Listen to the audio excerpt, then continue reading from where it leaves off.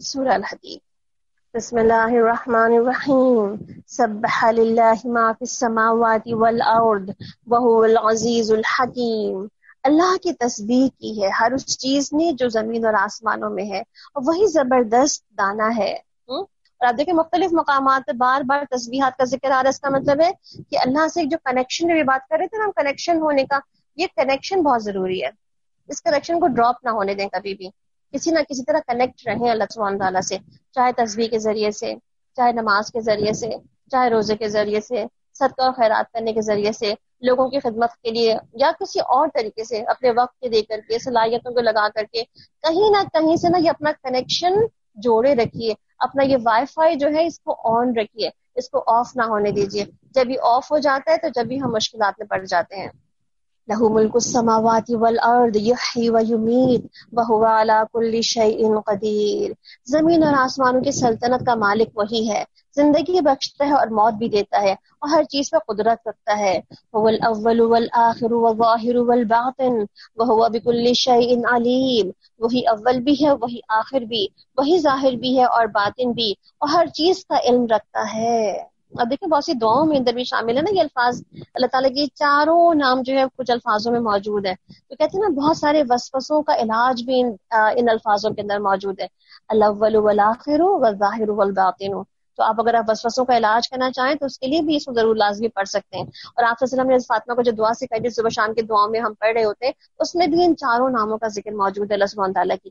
اس کا مطلب ہے آپ دیکھیں کہ اللہ سبحانہ تعالیٰ جو ہے ہم سب کو اپنی بار بار ناموں سے کنیکٹ کر رہے ہوتے ہیں، اپنے آپ سے کنیکٹ کروا رہے ہوتے ہیں. کیوں؟ کیونکہ انسان کو اللہ تعالیٰ نے اپنی روح سے پھونکا تھا ہمیں.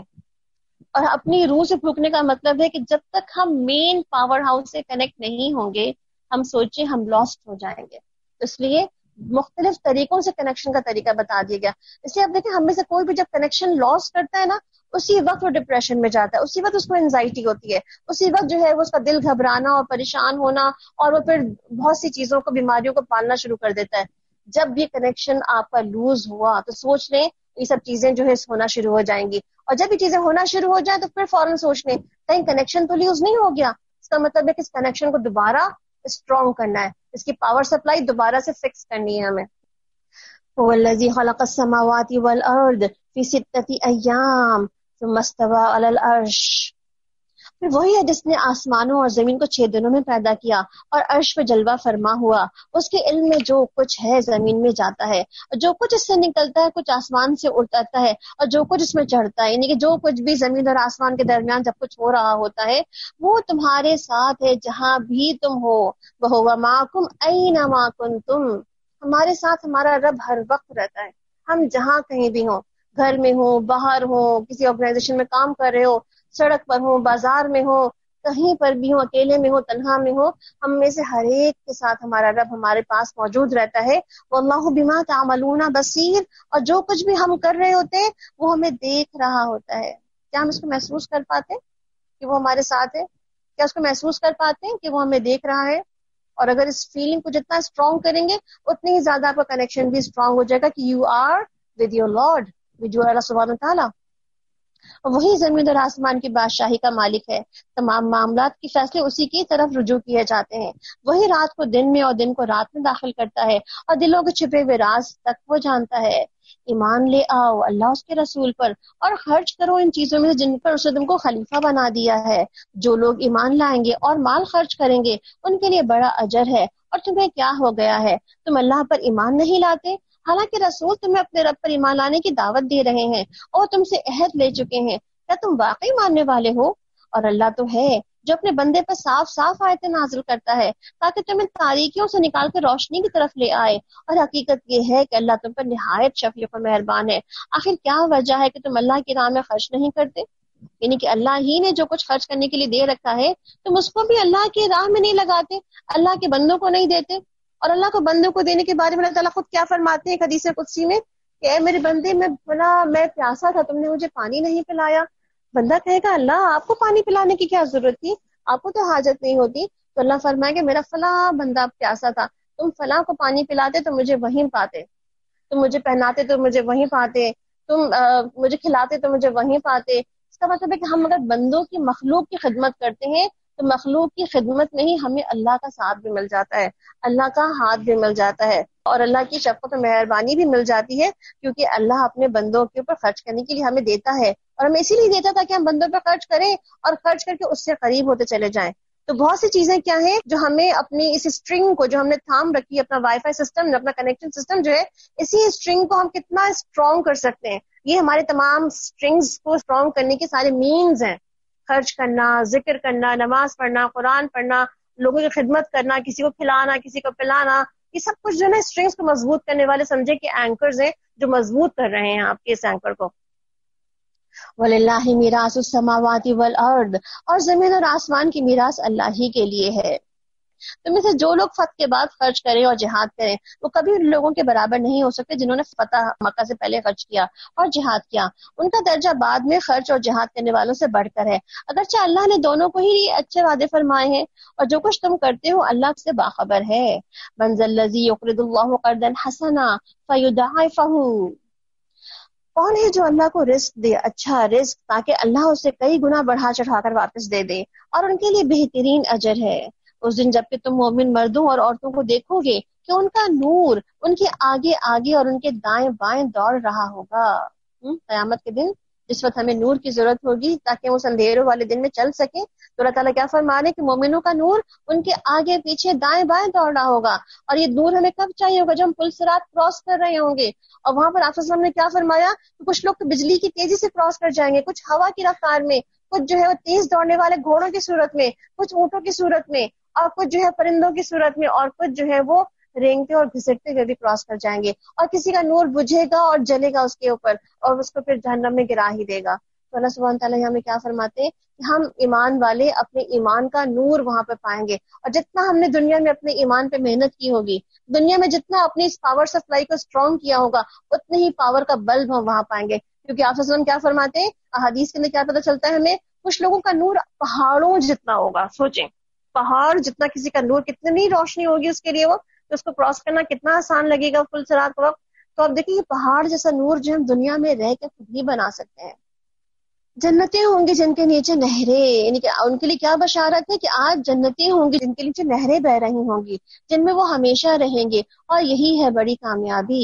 اس روز منافق مردوں اور عورتوں کا حال یہ ہوگا کہ مومن اس سے کہیں گے کہ ذرا ہماری طرف دیکھو کہ ہم تمہارے نور سے کچھ فائدہ اٹھا لیں، مگر ان سے کہا جائے گا کہ پیچھے ہٹ جاؤ، اپنا نور کہیں اور تلاش کرو۔ پھر ان کے درمیان ایک دیوار حائل کر دی جائے گی جس میں ایک دروازہ ہوگا، اور اس دروازے کے اندر رحمت ہوگی اور باہر عذاب، اور مومنوں سے پکار پکار کر وہ کہیں گے کیا تم ہمارے ساتھ نہ تھے، یعنی کہ ہم تمہارے ساتھ ہی رہتے تھے، نمازیں پڑھنے بھی تمہارے ساتھ ہی جایا کرتے تھے، بہت سارے اچھے کام مل کے کیا کرتے تھے ہم۔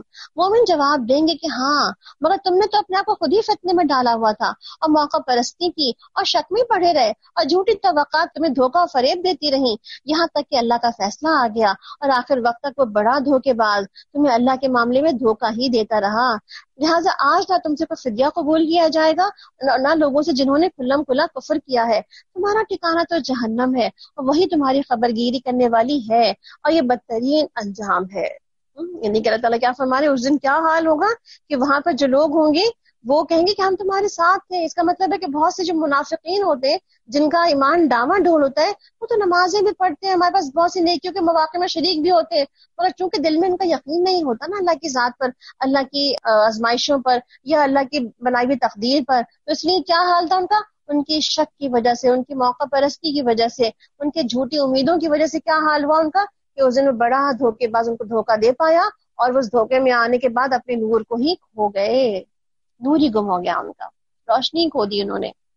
تمہارا ٹھکانہ آج جہنم ہے، لہٰذا آج تم سے نہ کوئی فدیہ قبول کیا جائے گا اور نہ ہی لوگوں سے جنہوں نے کھلم کھلا کفر کیا تھا، تمہارا ٹھکانہ جہنم ہے، اور وہی تمہاری خبر گیری کرنے والی ہے، اور یہ بدترین انجام۔ کیا ایمان لانے والوں کے لیے ابھی وہ وقت نہیں آیا کہ ان کے دل اللہ کے ذکر سے پگھل جائیں اور ان کے نازل کردہ حق کے آگے جھکیں، اور ان لوگوں کی طرح نہ ہو جائیں جنہیں پہلے کتاب دی گئی تھی، پھر ایک لمبی مدت ان پر گزر گئی تو ان کے دل سخت ہو گئے، اور آج ان میں سے اکثر لوگ فاسق بنے ہوئے ہیں۔ خوب جان لو کہ اللہ زمین کو اس کی موت کے بعد زندگی بخشتا ہے، ہم نے نشانیاں تم کو صاف صاف دکھا دی ہیں، شاید کہ تم عقل سے کام لو۔ ان المصدقین والمصدقات واقرضوا اللہ قرضا حسنا، مردوں اور عورتوں میں سے جو لوگ صدقات دینے والے ہیں اور جنہوں نے اللہ کو قرض حسن دیا ہے ان کو یقیناً کئی گنا بڑھا چڑھا کر دیا جائے گا اور ان کے لیے بہترین اجر ہے۔ یعنی قرض حسن کیا ہوتا ہے کہ جو انسان جو ہے اللہ تعالیٰ کو اچھا قرض دیتا ہے، اور اچھا قرض دینے کے سارے طریقے پیچھے بھی ہم نے دیکھ لیے کہ اللہ کی راہ میں دینا، اللہ کے دین کی نشر و اشاعت کے لیے دینا، دین کی ترویج اور اشاعت کے لیے، دین والوں کی خدمت کرنے والوں کے لیے، یعنی آپ نے بہت سارے راستے ہم نے اس کے اندر دیکھ لیے ہیں، اور صحابہ کرام کی بے شمار مثالیں بھی ہم نے دیکھ لی ہیں۔ حضرت عثمان جیسا خرچ کرنا جو کہ قرض حسن دینا تھا، اس کے علاوہ حضرت ابوبکر صدیق کا اپنے اللہ کی راہ میں تمام مال کو قربان کر دینا، اس سے اور صحابہ کرام کی مثالیں بھی ملتی ہیں ہمیں۔ تو آپ دیکھیے قرض حسن اللہ کو راضی کرنے کے لیے وہ مال دینا کہ اللہ تعالیٰ آپ کو اس کے بدلے میں پلٹا کر بہت اچھا واپس کرے گا۔ اس کا مطلب ہے کہ ایسا بزنس کرنا جہاں سے پروفٹ تو لازمی ہوگا، پروفٹ تو کہیں جائے گا ہی نہیں، لاس تو ہوگا ہی نہیں انشاءاللہ۔ اور جو لوگ اللہ اور اس کے رسولوں پر ایمان لائے ہیں وہی اپنے رب کے نزدیک صدیق ہیں اور شہید ہیں، اور ان کے لیے ان کا اجر ہے اور ان کا نور ہے۔ جن لوگوں نے کفر کیا اور ہماری آیات کو جھٹلا دیا وہ دوزخی ہیں۔ خوب جان لو کہ دنیا کی زندگی اس کے سوا کچھ بھی نہیں کہ ایک کھیل اور دل لگی اور ظاہری دکھاوا ہے، اور تمہارا آپس میں ایک دوسرے پہ فخر جتانا اور مال و اولاد میں ایک دوسرے سے بڑھ جانے کی کوشش کرنا ہے۔ اس کی مثال ایسی ہے جیسے کہ بارش ہو گئی تو اس سے پیدا ہونے والی نباتات کو دیکھ کر کے کاشتکار خوش ہو گئے، پھر وہی کھیتی جب پک جاتی ہے اور تم دیکھتے ہو کہ وہ زرد ہو گئی پھر وہ بھس بن کر کے رہ جاتی ہے، اور اس کے برس آخرت وہ جگہ ہے جہاں سخت عذاب اور اللہ کی مغفرت اور اس کی خوشنودی ہے۔ دنیا کی زندگی میں دھوکے کے سامان کے سوا کچھ نہیں، لیکن دنیا کی زندگی کیسی ہے؟ دھوکہ ہی تو ہے۔ اب دیکھیں دنیا کی زندگی جوانی سے بڑھاپا اور بڑھاپے کے بعد پھر انسان کا آخری عمل کس طرح ہو جاتا ہے، ایسی تو ہے۔ کوئی بھی نباتات جب اگتی ہے تو پھر کس طرح پودا بڑھتا ہے، پھر اس کو پھل آتا ہے، اس کے بعد پھر اس کو کر کے ختم ہو جاتا ہے، پھر اس کو کاٹ دیا جاتا ہے بھوسا بنا کے، پھر اس کو جانوروں کو کھلا دیا جاتا ہے، پھر جانور بھی کھا کے اس کے فضلہ فارغ کر دیتے ہیں۔ تو اب سوچیں کہ سبحان تعالیٰ دنیا کی زندگی کی مثال بھی کس طرح دے رہا ہے کہ یہ بس کچھ دنوں کے بعد سوکھ پکے گی، سوکھ جائے گی، اس کے بعد پھر ختم ہو جائے گی۔ دوڑو، ایک دوسرے سے آگے بڑھنے کی کوشش کرو۔ سابقوا الی مغفرہ، یعنی دنیا میں دوڑ تو پیچھے ہم نے پڑھ لی نا، ففروا الی اللہ کی، کس سے نیکیوں میں دوڑنا ہے، اللہ تعالیٰ کی کاموں میں آگے بڑھ کے دوڑنا ہے۔ یہاں پر بھی ایک دوڑنے کی بات ہو رہی ہے کہ سبقت کرو، بھاگو، دوڑو، کس کی طرف؟ مغفرت کی طرف۔ اور کس کی مغفرت؟ مغفرت من ربکم، اور کیا؟ وہ جنت، کون سی جنت ہے؟ ارضھا کارض السماء والارض، یہ جنت بھی کون سی ہے کہ جس میں اللہ تعالیٰ کی مغفرت بھی ہے اور ساتھ میں اس کی جنت جس کے وسعت زمین اور آسمان جتنی ہے، جو مہیا کی گئی ہے ان لوگوں کے لیے جو اللہ اس کے رسولوں پر ایمان لائے ہوں۔ یہ اللہ کا فضل ہے، جس سے چاہتا ہے عطا فرماتا ہے، اللہ بڑے فضل والا ہے۔ کوئی مصیبت ایسی نہیں تو زمین یہ تمہارے اپنے نفس پہ نازل ہوتی ہو اور ہم نے اس کو پیدا کرنے سے پہلے ایک کتاب میں لکھ نہ رکھا ہو۔ ایسا کرنا اللہ کے لیے بہت آسان کام ہے، تاکہ جو کچھ بھی نقصان تمہیں وہ ہوا ہو اس پہ تمہارا دل شکستہ نہ ہو، اور جو کچھ بھی اللہ تمہیں عطا فرمائے اس سے بھول نہ جاؤ۔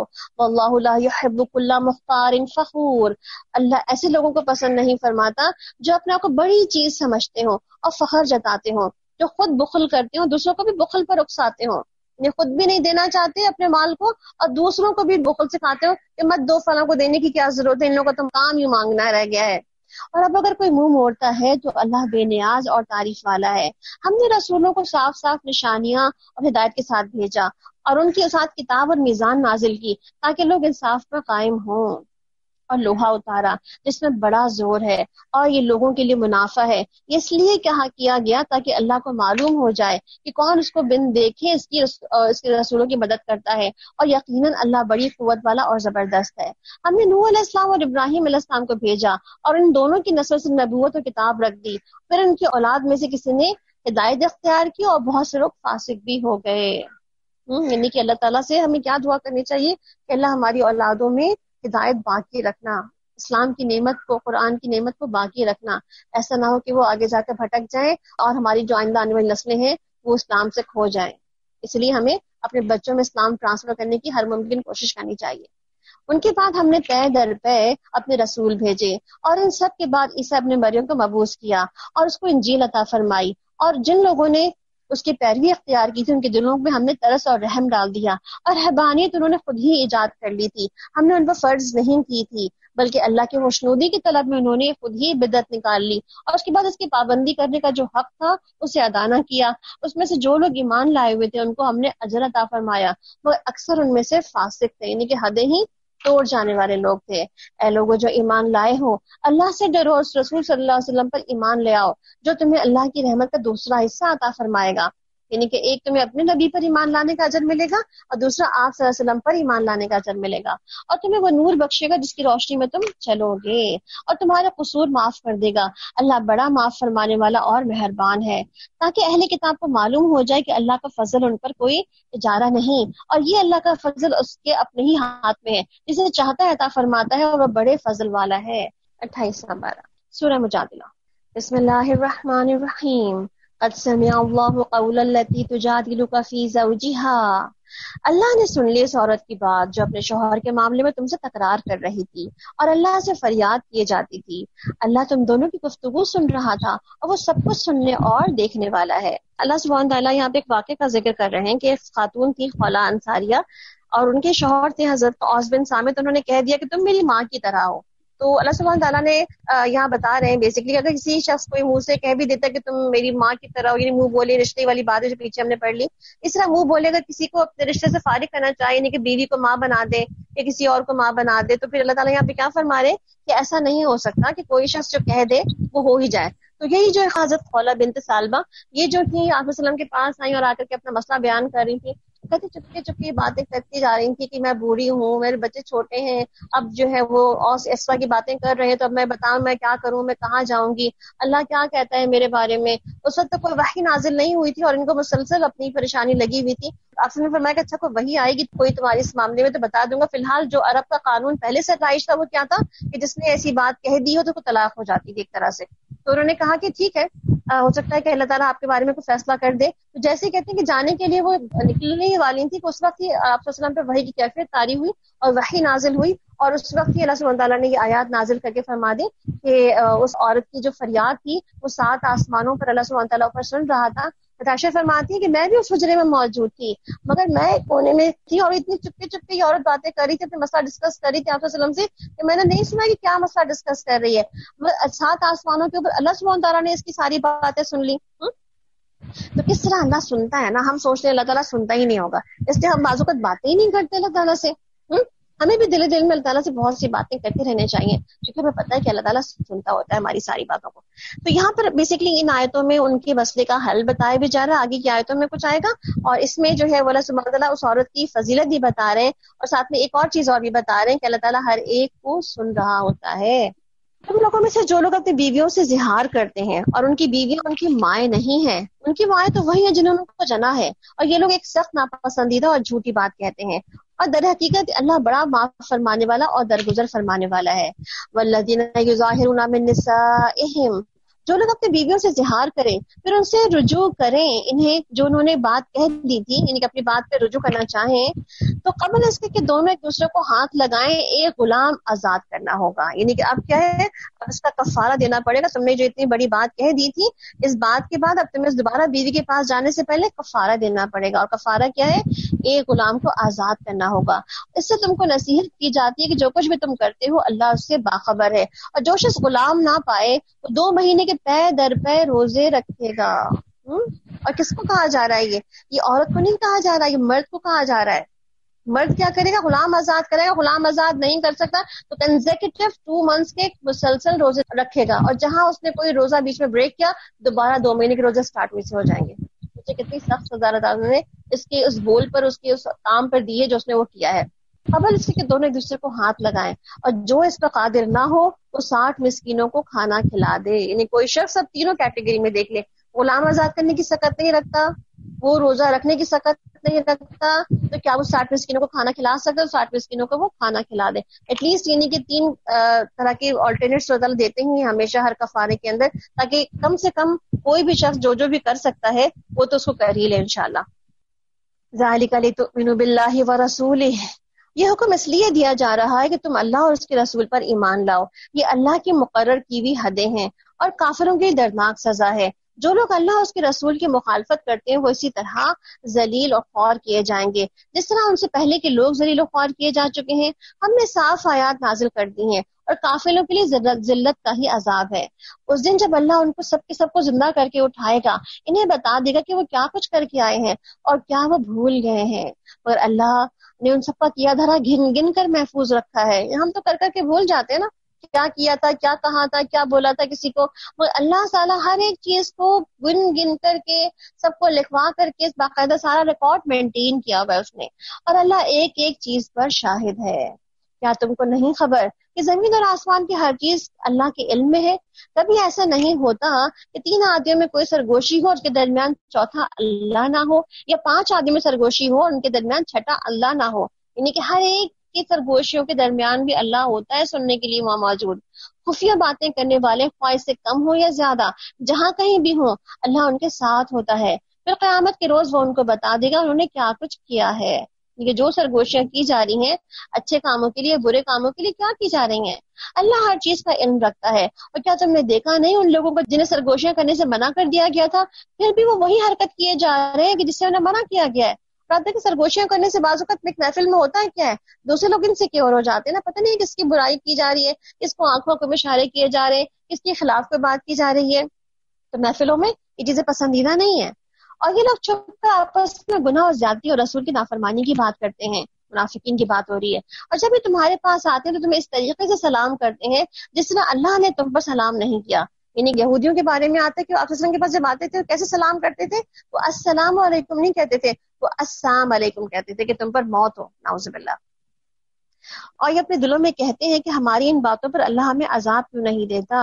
ان کے لیے تو جہنم ہی کافی ہے. یعنی کہ فوراً سوچتے بھی ہیں ہم نے کتنا گندا گندا برا برا بولا ہے، کام کیا ہے، اللہ ہمیں پکڑتا کیوں نہیں ہے، ہمیں سزا کیوں نہیں ملتی ہے. تو اللہ تعالیٰ کیا فرماتا ہے، اللہ نے مہلت دے رکھی ہے تمہیں، آخری دن تو تمہیں عذاب ملنا ہی ملنا ہے.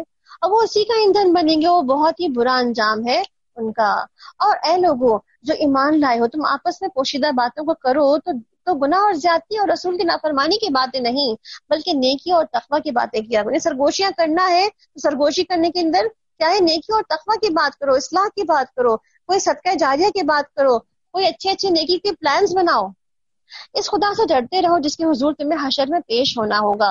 اور سرگوشی ایک شیطانی کام ہے، اس لیے کی جاتی ہے کہ ایمان لانے والے لوگ اس سے رنجیدہ ہوں اور اللہ کے اذن کے بغیر انہیں کچھ بھی نقصان نہیں پہنچا سکتی. اور مومنوں کو اللہ پر ہی بھروسہ کرنا چاہیے.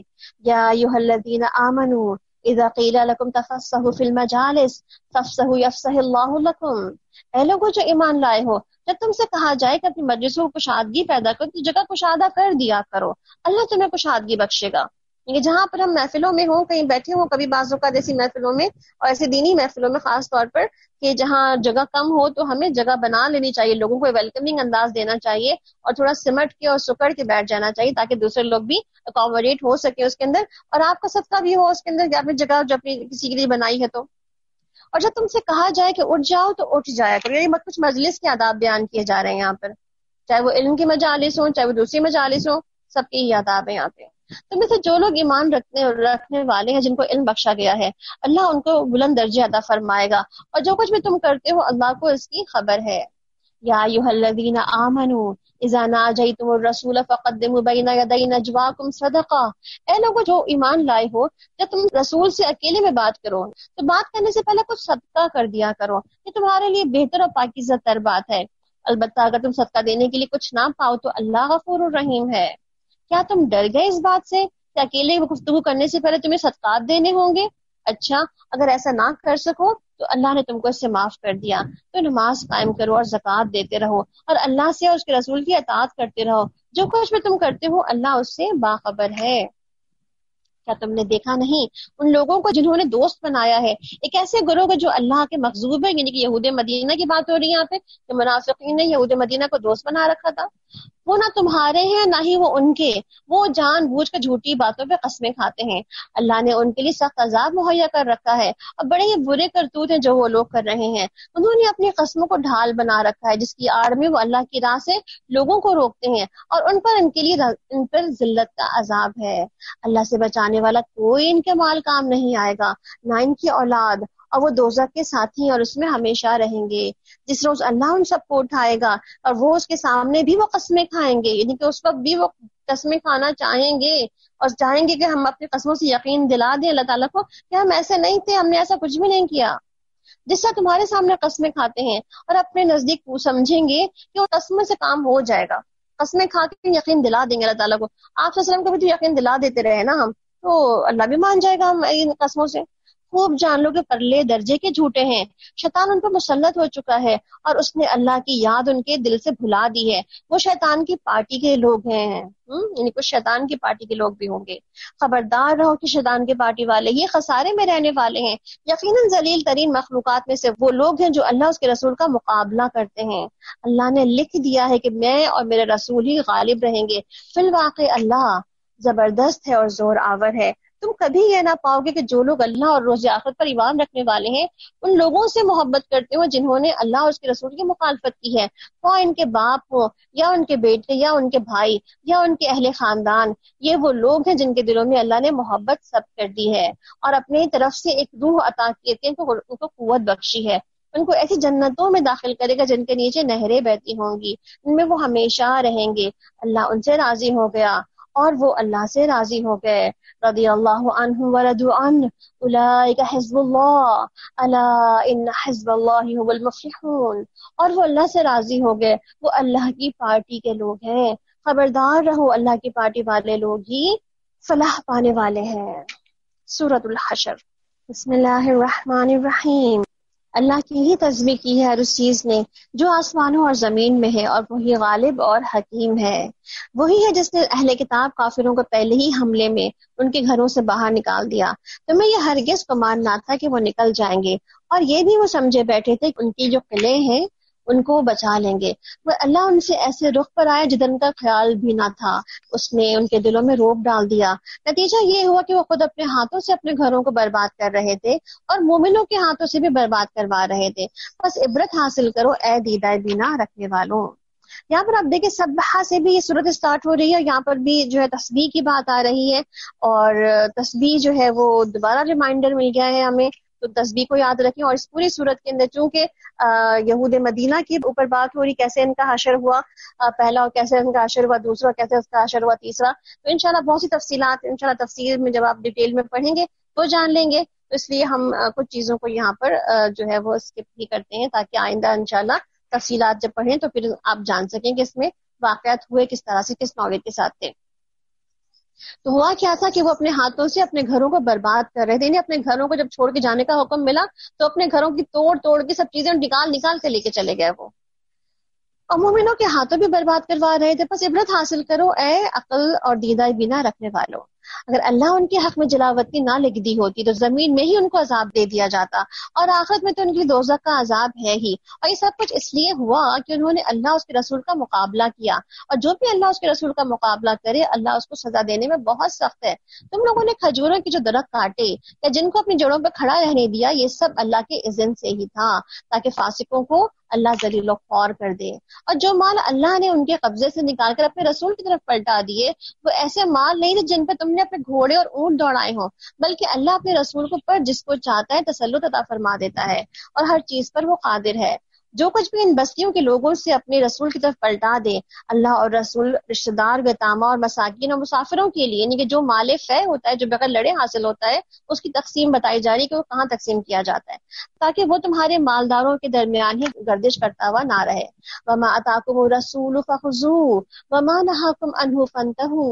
اور رہے وہ جو کچھ رسول تمہیں دیں وہ تم لے لو، اور جس چیز سے تمہیں روک دیں اس سے رک جاؤ، اور اللہ سے ڈرتے رہو اور اللہ سخت سزا دینے والا ہے. اس کا مطلب ہے کہ دنیا میں ایک اصول بنا دیا آپ صلی اللہ علیہ وسلم نے کہ حدیث رسول اور سنتوں پر عمل کرنے کا، کہ جو بھی آپ صلی اللہ علیہ وسلم ہمیں دے رہے ہیں، بتا رہے ہیں، کہہ رہے ہیں، سنا رہے ہیں، ان سب کو ہمیں اپنا لینا چاہیے. اور ان غریب مہاجروں کے لیے ہے جو اپنے گھروں اور جائیدادوں سے نکال کے باہر کر دیے گئے ہیں. یہ لوگ اللہ کا فضل، اس کی خوشنودی چاہتے ہیں اور اللہ اس کے رسول کی حمایت پہ کمر بستہ رہتے ہیں. یہی سچے لوگ ہیں. اور جو ان مہاجرین کی آمد سے پہلے ہی ایمان لا کر دار الہجرت میں مقیم تھے یعنی کہ انصار، اور یہ ان لوگوں سے محبت کرتے ہیں جو ہجرت کر کے آئے یعنی کہ مہاجرین سے، جو ان کے پاس آئے اور جو کچھ بھی ان کو دے دیا جائے، یعنی کہ جو کچھ بھی ان کے پاس انہوں نے کیسے بانٹا اپنے آپس میں، یعنی کہ جو اخوت و مہاجرین بھائی چارے کا رشتہ قائم کیا گیا، تو لوگوں نے اپنے اپنے گھر جائیدادیں اپنے جو مال دولت تھے سب چیزیں کہاں آدھی آدھی بانٹ لیتے ہیں، اور اس تک میں کوئی حاجت اپنے دلوں میں محسوس نہیں کرتے، یعنی کہ دینے کے بعد بھی کوئی کمی محسوس نہیں کرتے، اور اپنی ذات پر دوسروں کو ترجیح دیتے ہیں کہ ان کو دے دیں کوئی بات نہیں، ہمیں کم بھی مل جائے تو چلے گا، اور یہ خود اپنی جگہ پر جبکہ محتاج بھی ہوں۔ حقیقت یہ ہے کہ جو لوگ اپنے دلوں کی تنگی سے بچا لیے گئے وہی لوگ فلاح پانے والے ہیں، یعنی کہ دلوں کا جو شوق ختم ہو جاتا ہے، بخل ختم ہو جاتا ہے، دلوں کی دل بڑا ہو جاتا ہے، تو اللہ تعالیٰ کیا فرما دے، وہی فلاح پانے والے لوگ ہیں، یعنی کہ دل کو بڑا کرنا چاہیے ہمیں، ان لوگوں کو معاف کر دینا چاہیے، ہمیں دلوں کی تنگی سے نکل آنا چاہیے۔ اور جو ان کے اگلوں کے بعد بھی آئے، یعنی کہ یہ تو ان کے لیے بھی وعدہ تھا، اور جو بعد میں بھی آ کے یہ کریں گے ان کے لیے بھی یہی وعدہ ہے، اور جو یہ کہتے ہیں کہ اے ہمارے رب ہمیں بھی دے اور ان سب بھائیوں کو بھی بخش دے جو ہم سے پہلے ایمان لے آئے ہیں، ہمارے دلوں میں اہل ایمان کے لیے کوئی بغض نہ رکھ، اے ہمارے رب تو بڑا مہربان اور رحیم ہے۔ اور یہ دعا بھی بہت خوبصورت ہے کہ جو یہ مانگتے ہیں، جو دل بڑا کرنے کے بعد کہ اللہ تعالیٰ سے کیا کہتے ہیں، اللہ تو ہمیں بھی بخش دے اور ہمارے بھائیوں کو بھی بخش دے۔ بہت ہی خوبصورت دعا ہے، اس دعا کو بھی اگر آپ اپنی دعا میں شامل کر لیں تو الحمدللہ آپ بہت سے دلوں کے اپنے کھوٹ کپٹ بھی نکال دیں گے، اور دوسروں کے بھی دلوں کا کھوٹ کپٹ بھی انشاءاللہ ان سے نکلنے کا باعث بن جائے گا۔ اور تم نے دیکھا نہیں ان لوگوں کو جنہوں نے منافقت کی روش اختیار کی ہے، یہ اپنے کافر اہل کتاب بھائیوں سے کہتے ہیں اگر تمہیں نکال دیا گیا تو ہم بھی تمہارے ساتھ نکل جائیں گے، اور تمہارے معاملے میں ہم کسی بات کو ہرگز نہیں مانیں گے، اگر تم سے جنگ کی گئی تو ہم تمہاری مدد کریں گے، مگر اللہ گواہ ہے یہ لوگ جھوٹے ہیں، اور اگر یہ نکالے بھی گئے تو ساتھ ہرگز نہیں نکلیں گے، اور اگر ان سے جنگ کی گئی تو ہرگز مدد نہ کریں گے، اور اگر ان کی مدد کریں گے بھی تو پیٹ پھیر کر بھاگ جائیں گے، پھر یہ کہیں سے کوئی مدد نہیں پائیں گے، ان کے دلوں میں اللہ سے بڑھ کر تمہارا خوف ہے، اس لیے کہ ایسے لوگ ہیں جو سمجھ بوجھ نہیں رکھتے، یہ کبھی اکٹھے ہو کر تمہارا مقابلہ نہیں کریں گے، لڑیں گے بھی تو قلعہ بند ہو کر بستیوں میں بیٹھ کر یا دیواروں کے پیچھے چھپ کر لڑیں گے، یعنی کہ سامنے آمنے نہیں آئیں گے کبھی بھی، یہ آپس کی مخالفت میں بڑے سخت ہیں، اور تم انہیں اکٹھا سمجھے بیٹھے ہو، ان کے دل ایک دوسرے سے پھٹے ہوئے ہیں، یعنی اندر ان کا آپس کا حال بظاہر تو ایک بہت ہی یونائٹ فورس بن کر ہمارے سامنے آ جاتے ہیں، مگر اندر ان کا خود کا بھی برا ہی حال ہے، ان کا حال یہ ہے کہ بے عقل لوگ ہیں، اور انہی لوگوں کی طرح ہیں جو ان سے تھوڑی مدت پہلے اپنے کیے کا مزہ چکھ چکے ہیں، اور ان کے لیے دردناک سزا ہے، ان کی مثال شیطان کی سی ہے کہ پہلے وہ انسان سے کہتا ہے کہ کفر کر، اور جب انسان کفر کر بیٹھتا ہے تو وہ کہتا ہے کہ میں تجھ سے بری الذمہ ہوں، مجھے تو اللہ رب العالمین سے ڈر لگتا ہے، پھر دونوں کا انجام یہ ہوتا ہے کہ ہمیشہ کے لیے جہنم میں جائیں گے، اور ظالموں کی یہی سزا ہے۔ یا ایھا الذین آمنوا اتقوا اللہ ولتنظر نفس ما قدمت لغد واتقوا اللہ ان اللہ خبیر بما تعملون، اے لوگوں جو ایمان لائے ہو اللہ سے ڈرو، ہر شخص یہ دیکھے اس نے کل کے لیے کیا سامان کیا ہے، اللہ سے ڈرتے رہو، یقیناً اللہ ان اعمال سے باخبر ہے جو کچھ تم کرتے رہے ہو، ان لوگوں کی طرح نہ ہو جاؤ جو اللہ کو بھول گئے تو اللہ نے بھی انہیں خود اپنا نفس بھلا دیا، یہی لوگ فاسق ہیں، دوزخ میں جانے والے اور جنت میں جانے والے کبھی برابر نہیں ہو سکتے، جنت میں جانے والے ہی اصل کامیاب لوگ ہیں۔ لو انزلنا هذا القرآن على جبل لرأيته خاشعا متصدعا من خشیت اللہ، اگر ہم نے یہ قرآن کسی پہاڑ پر اتار دیا ہوتا تو تم دیکھتے کہ اللہ کے خوف سے دبا جا رہا اور پھٹا جاتا، اور یہ مثالیں ہم لوگوں کے سامنے اس لیے بیان کرتے ہیں کہ وہ اپنی حالت پہ غور کریں، وہ اللہ ہی تو ہے، واللہ الذی لا الہ الا ہو عالم الغیب والشہادہ، کہ وہ اللہ ہی ہے جس کے سوا کوئی الہ نہیں ہے، غائب اور حاضر ہر چیز کا جاننے والا ہے، وہی رحمان اور رحیم ہے، وہ اللہ ہی ہے جس کے سوا کوئی معبود نہیں، وہ بادشاہ ہے اور نہایت مقدس، سراسر سلامتی، امن دینے والا، نگہبان، سب پر غالب ہے، اپنا حکم بزور نافذ کرنے والا اور بڑا ہو کر رہنے والا ہے، پاک ہے اللہ اس شرک سے جو یہ لوگ کر رہے ہیں، وہ اللہ ہی ہے جو تخلیق کا منصوبہ بنانے والا اور اس کو نافذ کرنے والا ہے اور اس کے مطابق صورت گری کرنے والا ہے، اور ان کے لیے ہے بہترین نام۔ اللہ تعالیٰ کے بہترین نام بتائے گئے، یہاں پہ بہت سارے نام، آپ ان ناموں کو بھی پکار سکتے ہیں اللہ تعالیٰ سے دعائیں مانگتے وقت بھی، اور ہر چیز جو آسمانوں اور زمین میں اس کی تسبیح کر رہی ہے، اور وہ زبردست اور حکیم ہے، یسبح لہ ما فی السماوات والارض وہو العزیز الحکیم، سبحان اللہ وبحمدہ سبحان اللہ العظیم سبحان اللہ والحمد للہ ولا الہ الا اللہ واللہ اکبر ولا حول ولا قوۃ الا باللہ اللہم انت السلام ومنک السلام تبارک یا ذی الجلال والاکرام ربی اعنا علی ذکرنا وشکرنا. ہمیں بہت ساری دعائیں اللہ تعالیٰ سے خوب خوب خوب مانگنی چاہیے، خوب تسبیحات کرنی چاہیے، تاکہ اللہ سبحانہ تعالیٰ سے ہم اس کی رحمت اور اس کی دعاؤں کے ساتھ اس رمضان کے مہینوں کو احسن طریقے سے گزاریں، اور انشاءاللہ آئندہ آنے والے اپنے تمام رمضانوں کے لیے بھی بہت اچھی سے دعائیں کریں کہ اللہ تعالیٰ جب تک زندگی رکھے ہماری ایمان کی سلامتی کے ساتھ ہم سب کو قائم رکھے. سبحانک اللہم و بحمدک اشہد ان لا الہ الا انت استغفرک و اتوب الیک. سبحان ربک رب العزۃ عما یصفون وسلام علی المرسلین والحمد للہ رب العالمین.